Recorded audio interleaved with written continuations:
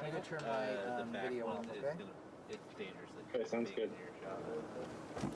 Okay. Yeah, we're clear now. We just adjusted. Okay, there it is. Yeah. And so I'll probably live in this world right here, right? Yeah. There's There's a the clocky clock. guy. Yeah. Am I looking at the camera? Okay. Steve, you wanted to look at it, Chris. Yeah, you're going to be looking at Chris. Chris, okay. Yeah. Chris, can you... Hi, Chris. Hey, Coach.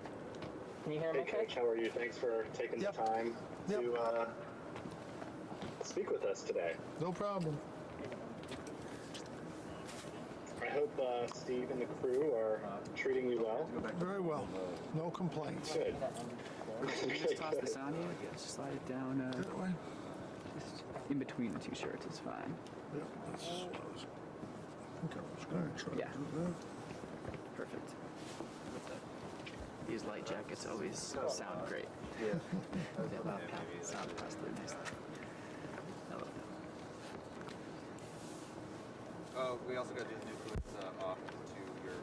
Yep. Hey, Chris. Hey. How's it going? Going good. How are you? Doing great.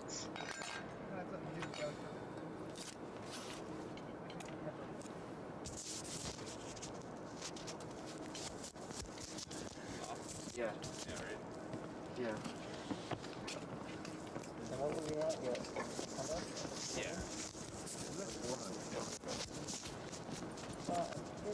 I guess that was for that stuff, yeah. I mean, we can definitely match each other 100%.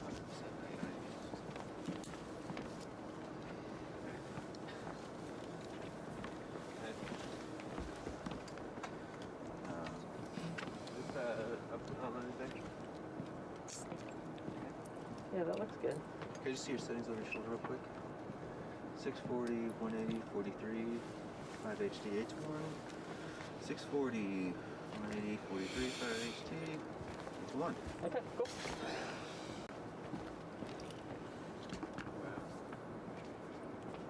Biggest concern. Oh, really? Maybe we can... Yeah.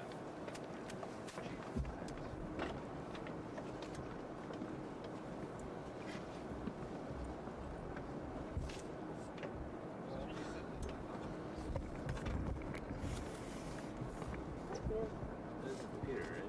Yeah. There. Is that too cool? Right, a little bit. There's the feet. Huh? Oh, there's the guy. There's the guy there.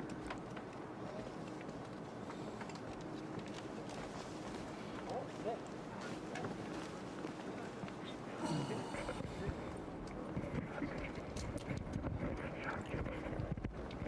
That's not blocking view, right? You're still good here? Yep. You end up needing water or anything, Coach? I'm going to have one right here. Okay. Thank you. Okay, green top. Hey, touching. It did his lap. Is that this guy? This. Peter? No, it's the Is it this? it's Yeah, the Ah, no. Look at that.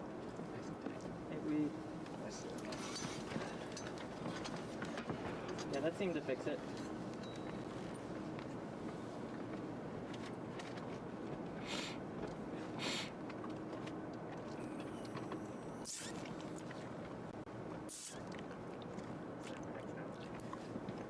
Oh, stay Before we go? Hmm? Anything before we go?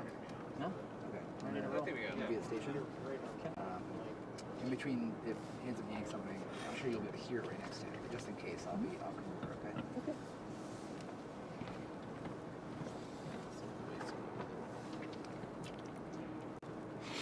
So am I going to talk to Chris? Yep. Chris? Yep. Just it'll just be between you and Chris. Okay.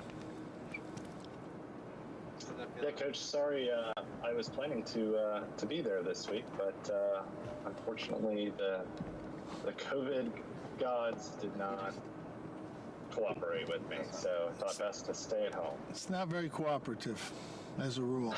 No, they have caused all kinds of issues this year, as I'm sure you have been dealing with. We're getting through it like everybody else, but it's not easy. Right. Yeah. Let me see. Am I fine to be in the letterbox area? Yeah. 16.9. Yeah. All right. Just good posture like this. Just look good. Yeah. Posture good? I think even if you are leaning in a little bit, Okay. it's okay. Better to. No. What are you seeing? Just a little bit of this guy in the right lens of his glasses. As you move around, it's a little bit much. I see. Coach, could you lean in a little bit? Yeah. I mean, it's gone now. Yeah.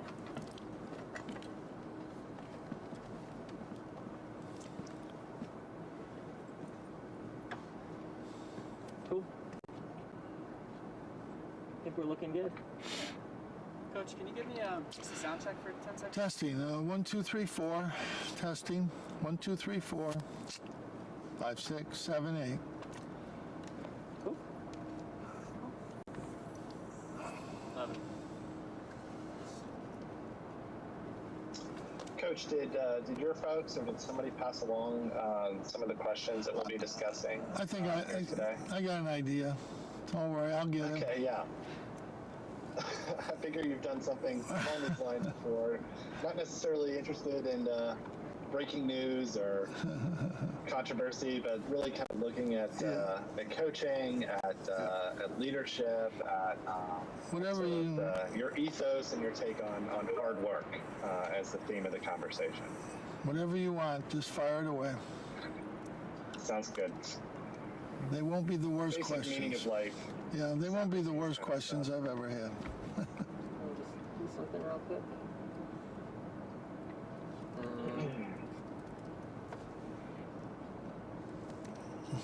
What are they trying to use this for? Any specific thing? What the? Whatever we put together, where's... Yeah, it's to kind of go and support with the our March Madness content and Okay. everything that's coming up that time of year, because it'll be here before we know it. Let's hope we get there. Yeah, I'm with you. Okay. All right, we all good, everybody? All good? Okay. Cool. Let's speed. Slate in. Yep. Let's get A rolling. Sound speeds. Speed. All right. Coach B, soft sticks, marker.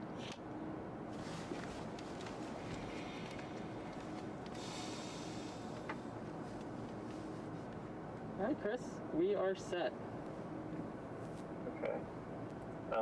Sounds good. All right, Coach. Again, appreciate you taking a few moments to speak with us here, spend some time with us.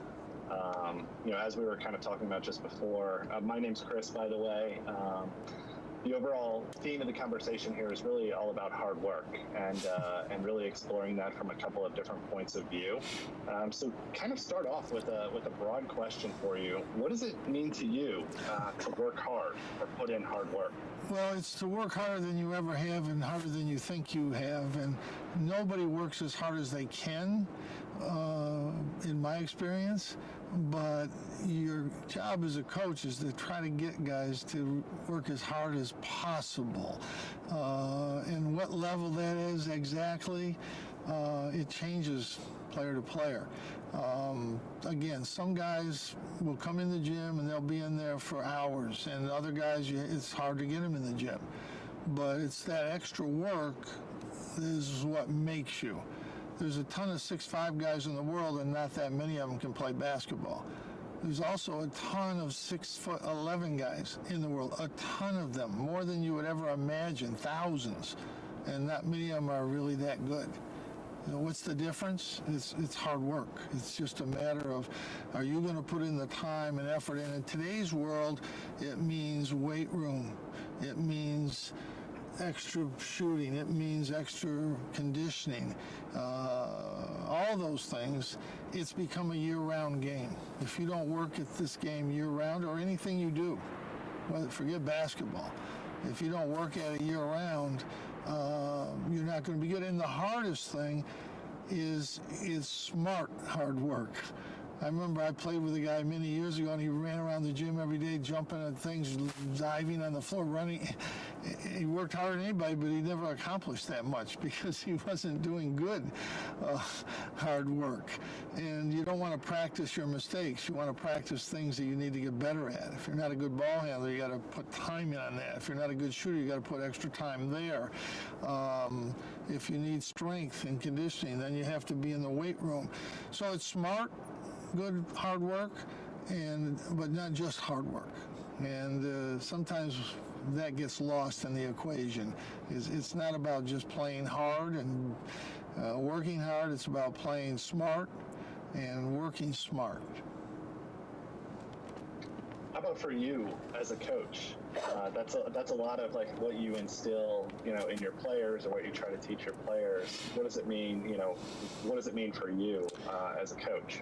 Well, I think when you start out in coaching, you're doing everything 10 times a day, trying to figure it out. I think as you get a little more experience in coaching, you figure out what you need to really do, what you really need to spend time on, what's really important. And I think you can cut your time spent in doing your job a little bit, and you can be much more efficient, and you can be much better as you get more experienced. I think sometimes when you're younger, you might have a little more enthusiasm, but I think that generally stays the same no matter how old you are. But I think learning how to do smart things when you're prepping. You don't have to watch the film 100 times. If you know what you're looking for, you can watch a film once and kind of get most of it out of there. You don't have to rewatch it 10 times. But again, the more experience you have, the easier it is to figure that out and to figure out what the players can learn. You can know a lot of things. If a player cannot learn all those things, and a lot of times they can't, especially in a short preparation for the next game, you want to give them the things that are really important that need to get done. And again, that comes from experience. You mentioned basketball is really becoming a year-round sport, and it's really a year-round endeavor for a lot of athletes. How much of that hard work is physical? How much of it is mental? And how much of it is emotional, too? Well, it's all of those things. But, again, some players have it. They are in the gym. They're going to be in the gym. They're going to come to the gym. They're going to push themselves. And a lot of times in the summertime, they're on their own. Now, we can work on a limited basis with them in the summertime, and that helps them. And our players want us to work with them all the time. But we're limited with rules, which are kind of silly. If a player wants to work out for 2 hours, why can't you go work them out? I mean, you're not forcing them to do it. But players need that guidance. They need to practice the right way, to work the right way, work on the right things. And the more you're in the gym, we found that we've had our players go in the gym for 2 hours, and they end up accomplishing about 20 minutes of work in 2 hours. Whereas if we're in the gym with them for 30 minutes, we can get them 30 minutes of work in 30 minutes, and we can send them home. But it doesn't work that way, unfortunately, in college. But the better players, the really good trainers, work guys out 30, 45 minutes, maybe an hour, and they accomplish so much more than what we used to do when players just went to the gym and played pickup or took some random shots. Our players get up 400 or 500 shots on the shooting machine in 30 minutes, 30 to 45 minutes, and you can speed that up or slow it down. So a player now gets 400 shots in 30 minutes. In the old days, you come in the gym and get 20, 30, 40 shots up in 30 minutes. So there's so much more volume that a player can use today and repetition, and it just helps when you're working with someone who's pushing you, who knows. Again, nobody works their hardest unless somebody's there pushing them. For the most part, that is true. There's a few exceptions to that rule, but not too many. And even the guys that work hard will work a little bit harder if you're there pushing them. And I learned that from Pilates. I did it by myself, and I was mediocre to poor in my 45 minutes. Working with a Pilates instructor, I got up to pretty good. Because you want to push, you want to impress, you want whatever number of reasons they are, and somebody pushing you just helps you to be better. So, I mean, that's a huge part of how players get better, is that push on their individual skills. What we try to do is get our players to be the best individual players they can be with their skill level, and then put that into our team concept, which, you know, there's always some adjustments there. But it's an ongoing process. I mean, it's a year-long process if you really want to be the best you can be. You alluded to this a little bit in talking about sort of the lessons that you learned from doing Pilates, I think you said. How does that, you know, the hard work, the lessons learned from, you know, their athletic endeavors translate into other areas of their life? Or for you, how does the things that you've learned about hard work, how does that translate into other aspects of your life? I think athletes that really learn how to work hard and learn how to work with people are people that do very well in the business world. We have recruiters call us almost every year if we have a player who would be interested in getting into their field, because they want guys that are motivated, that are used to working hard, that are used to being part of a group, part of a team where they've had to sacrifice, everybody in a team sacrifices something. And I think business people look for that. I think they make, athletes make really good employees. They're motivated, they know how to work hard, and they know how to work with people.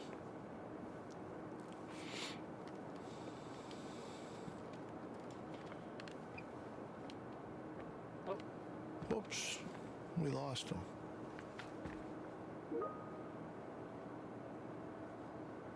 It's unplugged. You got me back now? Yeah, we're back. Okay, sorry about that. I'll let you get back in position. I think we're good. Okay. No, the technology is like almost there sometimes, and then it hiccups every now and then. Anyway, the question I was asking was, I think there's kind of like two aspects of hard work. There's that individual hard work that we do to improve ourselves, but then there's that hard work that we have to do with other people. Right. And collectively work towards a common goal. And that can be really challenging in its own right. Well, there's no question. Basketball is a fluid game. You don't stop and regroup after every play. You have to flow from one play to the next play and back and forth, and you're going from offense to defense, and you have to be able, obviously, to compete on both ends. So a basketball player has to be able to really understand all the concepts, because you can't stop and explain or call a play. They have to go from one to the other, from offense to defense and back. And so that's where team practice is so important, the time you spend together working as a group in 5-on-5 situations. Individual basketball can be done anytime in the summer or before practice, after practice. We have a small individual part of each practice where we're working on individual skills, but the majority of time spent in practice is on team basketball things, whether it's offense, defense, certain situations, out of bounds situations, different defensive concepts, pressing, half court, all the different things you have to know and learn as a team player. So again, it's combining the individual's talent into your team concepts, and being unselfish, being able to do what's best for the group is not always easy. And sometimes, you know, you have to sacrifice some part of things that you might want to do for the good of the team, which at the end of the day is what's good for you as well. The better the team does, the better the individual does. You see very few players get a lot of recognition when they're on a losing team. It very seldom happens. If you're on a winning team, those are usually the guys that are making all-league and all-American and all-pro. It's the guys on those winning teams. It's leadership, really. It comes down to leadership. Yeah, I mean, every coach is a leader, but every team and every player has to have leadership skills. If you don't have some leadership skills as a player, you're not going to be the best player you can be, because leadership's about giving direction, taking direction, working with people, and setting the right course. And what we try to do is to develop leadership. So your freshman year, you're learning and you're being led by upperclassmen in the best case scenarios. Your seniors, if you have them, or juniors are leading. And then the next year, each player accepts more responsibility as he moves forward. And guys become leaders who really didn't look like they might be leaders in the beginning, and the coaching staff is got to provide a lot of leadership, a lot of talking, a lot of direction. But the very best players work hard, are good teammates, and set the right example. And that guy doesn't have to say a word, because he's setting the right example every day in practice, working hard, playing together, sacrificing for his teammates. It's not about the loud guy that's talking all the time. That can be good, and that's not a bad thing, but it's about the guy that does the right thing every day and shows everybody on the team, this is how you do it, on and off the court. And that's so important. That's a great point, and I think it's that those like leaders of influence amongst their peers that exemplify the attributes that they want to draw out of their peers, right? Absolutely. And those guys are rare. The really great ones are rare, but you can develop leadership as you go along, no matter who you are, what your skills are. Leadership can be developed. And some of it's from watching the leaders and learning from them, and then maturing and starting to understand I have to do the right things. And when you do that, then you become an example for the younger players, the guys that are behind you. Shifting gears a little bit to talk about sort of the benefits of hard work. You and your teams have accumulated quite a trophy case. Those are maybe symbols of success, or maybe the reward. But what is the reward of hard work and working hard? Well, the reward for your team is winning. Everybody wants to win, and it's good for you. It's good for your life. It's good for your good feeling about yourself and moving forward. You've learned how to win. Now you can win at life. And there's so many life lessons here. When you're down and you're digging and you're trying to get there, that's going to happen in life. That's going to happen out there in the real world. And how do you handle that? Because we're all going to face those setbacks, just like every team faces setbacks.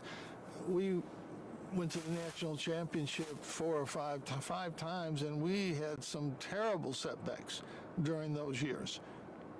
Terrible setbacks. We went to the Final Four with a team that lost 11 games in the regular season.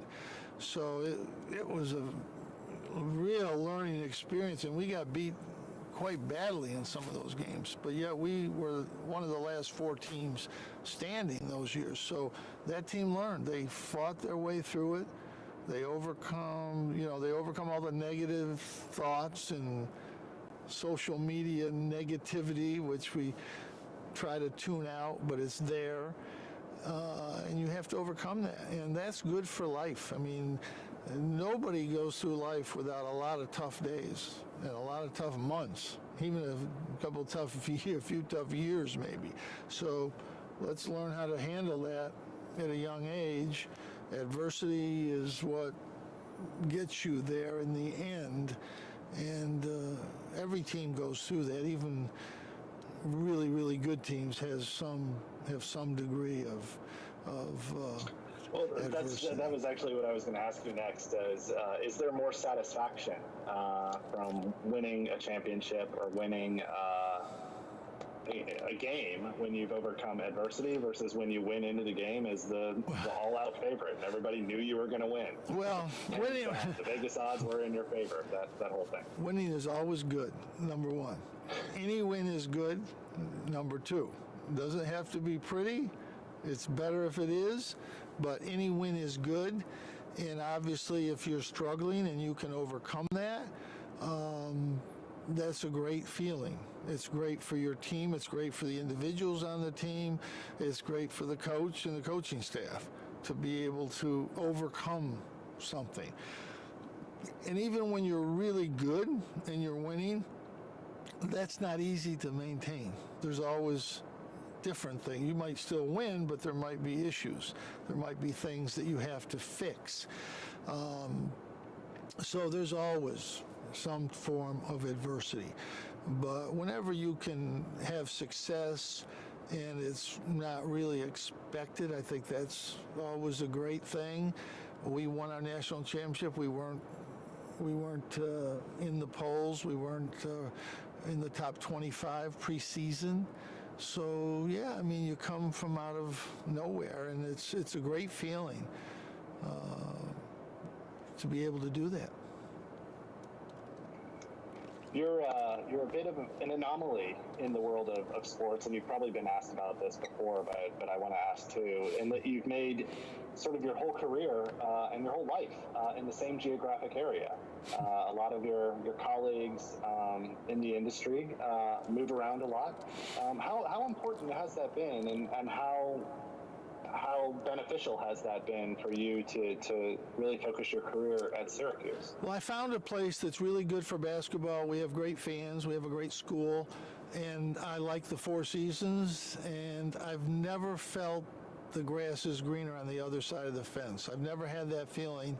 And I've seen too many cases where it can be, where I've seen a lot of cases where I've seen people make moves and they weren't good. They didn't turn out good. I know exactly what I'm dealing with here. No matter where you go, you're not going to know exactly what you're dealing with. And I think that's comfortable. That's a good feeling for me. And I've always felt this was the right place for me from the first day I got here, close to 60 years ago. I was 17 years old. And the first year was tough. I struggled a little bit. Dave Bing beat me up pretty badly in the gym, and I said, whoa, this guy's pretty good. And my mother gave me some great advice. Well, try to be better than the other guys. And I said, that might be good advice. And I worked it out and got a scholarship after not having one, and was able to play here. But I started here as a grad assistant coach, and the things kind of fell my way, and I didn't have to go anyplace else. Usually you have to go someplace else to coach, to get a head coaching job. I was able to get it here. And, we've always had great success, great fans, great players. And I've never really had an urge to go someplace else. I took a very short, 20-minute interview once a long time ago, and at 5 minutes in an interview, I knew I wasn't going anywhere. But it's just, it's always felt right here, and I just feel I'm a college coach. I've worked with NBA players, and I love the experience I had with NBA players. And if you have a good NBA job, and there's not that many, but there are some, if you have a good one, it's a great job. You don't have to recruit. You don't have to worry about late-night phone calls or your players getting in trouble because they're on their own in the NBA. But, I've always felt like I'm a college basketball coach. That's what I do. That's what I'm best at. And we have a great situation here. So I've really never had an urge to go anyplace else. Maybe nobody else but nobody else might have wanted me anyway, so, who knows? I never interviewed. Did you know when you were that teenager walking onto campus for the first time that you would still be sitting here talking to me about having this conversation? No, it was tough my first couple of years just to get to play, and it was a lot of work. But I remember very vividly when I started out in coaching, we had a couple coaches, Roy Simmons, who had been here 40 years, a lacrosse coach and assistant football coach, and then his son was here 30 years as lacrosse coach, the same lacrosse coach name, Roy Simmons, for 70 years here, which is a little bit of an anomaly. But I remember thinking about them, and we had a wrestling coach, Ed Carlin, who'd been here for 35 years, and I said, I can't believe these people have been here 30, 40 years. That's impossible. And, I'm going on 60, so I guess it wasn't impossible. Here you are. Here we are. It sounds like that gives you a lot of fulfillment to really develop a sort of legacy in one place. Does that word legacy ever cross your mind? Do you start to think about that? It doesn't. It doesn't. I worry about this season and how we're going to do and how my kids are going to do and what I can do in the community and for the coaching profession. That's what I worry about. I hope that at the end of the day, whatever success we've had in basketball, people can judge that however they want, and 99% of the people that are judging that don't know anything about what they're judging, so you can't take their opinions too seriously. But what I want to be judged on is how did we interact in the community? How did we try to make this community better? And how did I try to help young people, young players, get better and try to reach their potential on the court and off the court? And that's my only concern. It's not about the wins and losses. How many wins did Coach so-and-so have at Ohio State, 30, 40 years ago? Who knows? Nobody knows. That's not important. I think it's something that's grossly overrated.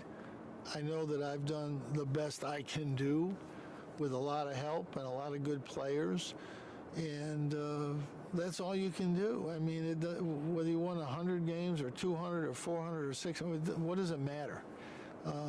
What matters is what effect did you have on the people that you interacted with in your community, and that's what I want people to hold me accountable for. There are a lot, in that sort of following the thread of that thought, there are a lot of people who depend on you. Obviously your players depend on you, your assistant coaches, your staff depends on you in a professional sense. But I think uniquely as a college coach, many of those folks depend on you in a personal sense too. How do you view the responsibility of being dependable as a coach, as a leader, as a friend, as a colleague, and a mentor? Well, I think when you deal with young people, you're responsible for them. And sometimes you can be really, really successful and really help them, and sometimes it doesn't work out. And that's just the way it is.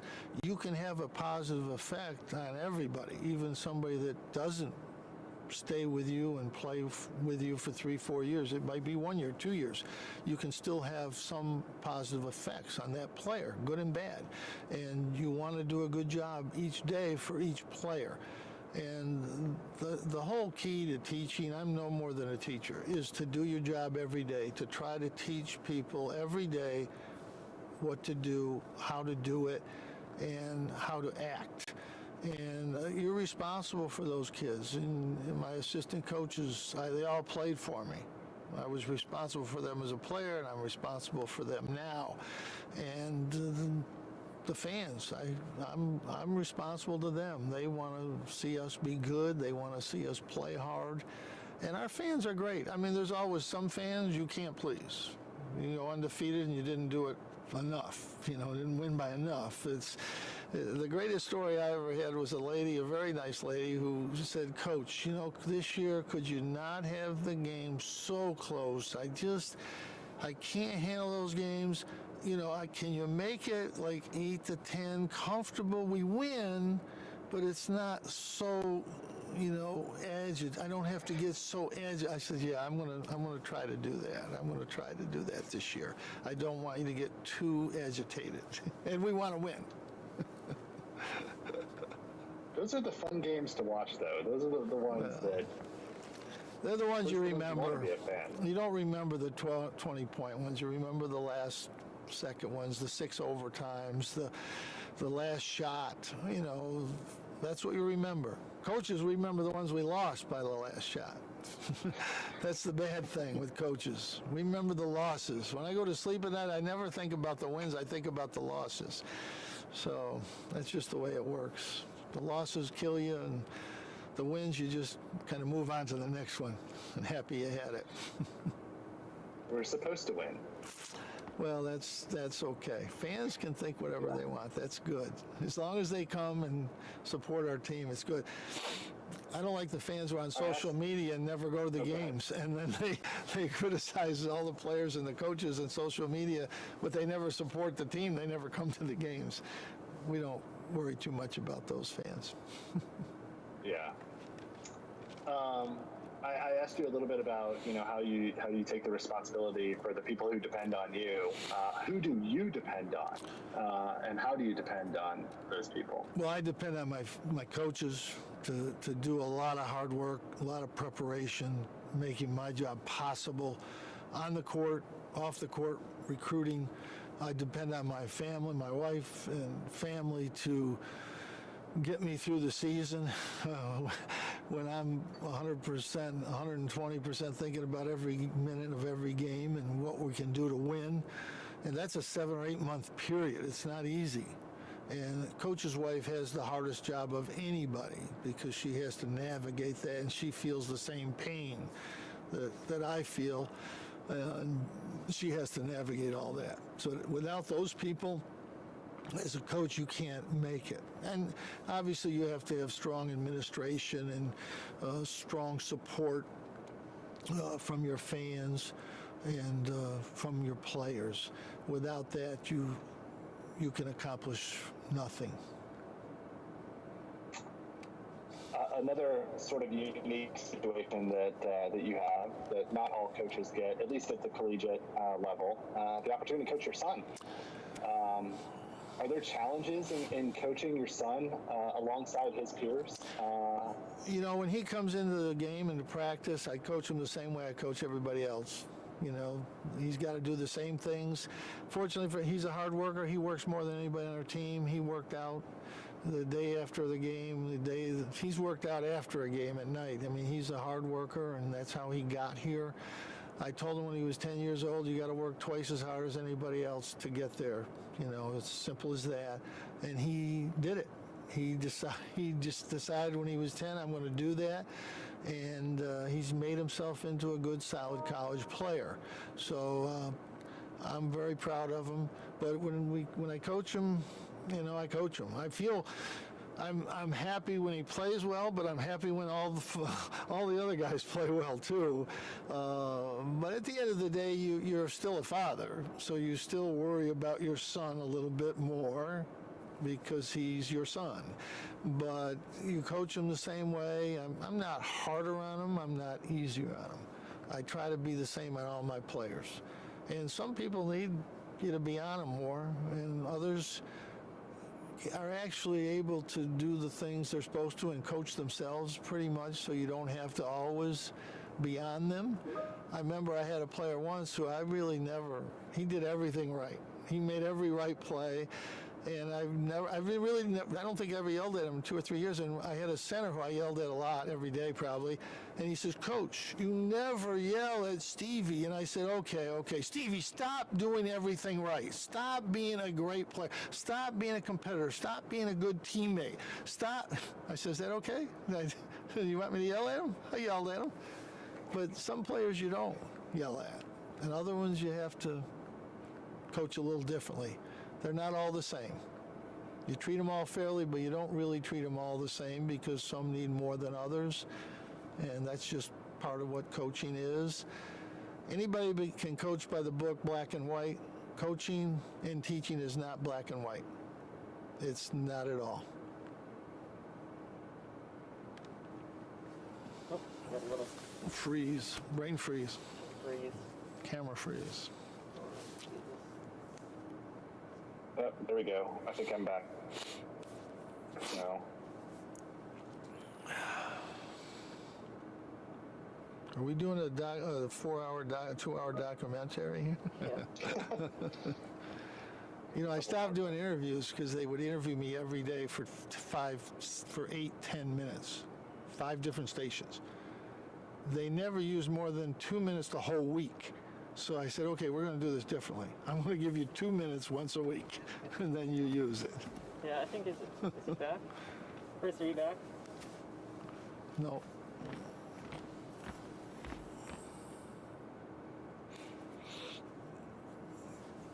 camera's telling us we're done. Is the Wi-Fi on? No, Wi-Fi's still good. It's got to be something on his No, end. 'cause I have you frozen on mine. Oh, it's frozen on mine? Yeah. All right. 1 2 1 2. I think we're coming back. Chris? Chris, you there? You coming back? I'm here. I'm here. I'm here. I'm You're here. here. All right. You're back. Got me now? Yep. I'm back. Sorry about that, Coach. No problem. Broke up a little bit there, but just wanted to follow up. If you could just kind of give us just a go into talking about Buddy, and if you could like name him, so when we do edit it together, it flows through. So Yeah. something along the lines of, I had the opportunity, and he's great. Well, I have the unusual opportunity to coach Buddy, and from the very beginning of his life, he wanted to be a basketball player. That's all he ever wanted. When he was 5 or 6 years old, he used to watch game tapes with me, and he just worked on his own all the time, and he's continued that consistently all the way through. So he's a guy you never have to yell at or talk to about working harder. I think that's important. But as far as a player, he's one of my players, and he's treated like everybody else. And but at the end of the night, I take the pride that a father takes in his son. I'm happy he has a good game as a father, but I'm really happy he has a good game because it helps us to win, and as a coach. Cool. I think we're breaking up. We still got. Did you get that, Chris? That maybe not. I think I got it. Yeah. As long as you guys got it, I think I'm good. Yeah, we got it. We got it. I think we got a lot Yeah. of it here. Cool. Okay. No, I think really my last question is to sort of like consider the topics of the conversation. Serving others. Being a good advocate, a good exemplifier of the virtues that you'd like to see in others. What makes you feel good? Well, what makes me feel good is when our team plays at a very high level, and everybody contributes. And at the end of the day, in coaching, it's about wins and losses. And you can do a great job. You can feel good about your team, but if you don't win, nobody feels good. It's kind of a little bit like life. You don't get a merit badge for losing. You have to win. And I've been coaching here for 45 years for one reason. We win. It's not that I'm a good citizen or that I'm building character or that I'm out in the community working, which I do and I want to do, but you have to teach young people you have to win. Can you put the no texting to the group? Sorry about that, Coach. That's all right. We have to do those, We're shoot working it through it. over or Okay, that's good. shoot it, how much you need to. I think we're trying to remember where you kind of were. We started to talk about winning. I and, think if you just kind of pick up I think you were talking about wins and losses, but it's also the other things. Yeah. Well, yeah, I mean, basically what I'm in the business is what we're talking about is you're a teacher. You're helping people get better. You're helping them to learn about the right things to do on the court, off the court. And as a result, we take our kids to high schools. We take our kids to junior high schools. We take our kids to charity events. We Make-A-Wish. We do things for our foundation and the community. So our players are part of that. That's good for them. But at the end of the day, when you're coaching a team and you're at a high level of college or professional or wherever you are, coaching at a high level, high school, you're there to teach kids how to win and to get them to understand that this is what you have to do, and you work hard and you work together, and if you do, you win. And if you win, you're at the top of the mountain. And when you lose, it doesn't matter if you did everything right or most everything right. You never do everything right. But if you lose, you're at the bottom. It's a peak and valley. You're at the top of the mountain or you're at the bottom of the valley. And it's what life's about. And I think the lesson, though, you learn in life is if you do everything you can, you may not win everything, but you're going to win enough. And that's what we try to teach. We want to win everything. You're not going to win everything. But if you do everything you can to win, you'll win enough, and you'll end up being very successful. Cool. That's great. I lied. One follow-up question. Yeah. Did I read that upon your retirement, whenever that happens, that you'd like to go coach Little League baseball? No, True? that's not true. That made up. That is a made up. I hate. Somebody made that up. No, I hate that. I would never. When I'm done coaching, I'm done coaching. Trust me. Okay, well, that rumor is floating around in a bio about you somewhere on the internet. You want to go coach Little League baseball. I will be fishing and playing golf at whatever level I can play it at, and that will be about it. Got it. That's your win. Yeah, that would be a win. Okay, I think I'm good. I'm indulging all of my curiosities and questions, so I'll hand off to Steve there for next steps. Okay, thanks, Chris. Thank you, Chris. Thank you. Pleasure to meet you. Great talking. Good luck this season. Thank you. All All right, everybody, that's going to be it for our coach course. Okay, cool. We good? We're going to do some Okay, coach. Thank you so much. of actor, so feel free to hop off. I'm sorry. I might be able to leave Y'all jammed up there. want to watch that stuff, but nothing, it's just entertaining B-roll. So thank you everyone for joining. This is a great interview. Thank you so much. And I'll talk to you guys soon. Thanks, Tommy. This makes 4,560 interviews. Something in that area. That's all right. I just want to get through the first year. Alright, let's, can we get a little light action in here just so... Do you want to just get the full overhead? Yeah, just so he, I don't want anybody to slip and fall while we're... I see what you're going for. Yeah, I guess it's okay. I'll take it.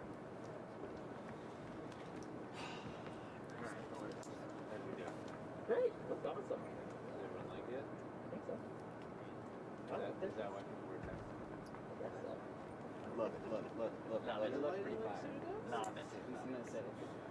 Stop it. I asked Dom if it was the best look. And he said that the Hermet. You guys did a Hermet. Yeah, right. I was like so shocked. Best one this year. Easy. You played.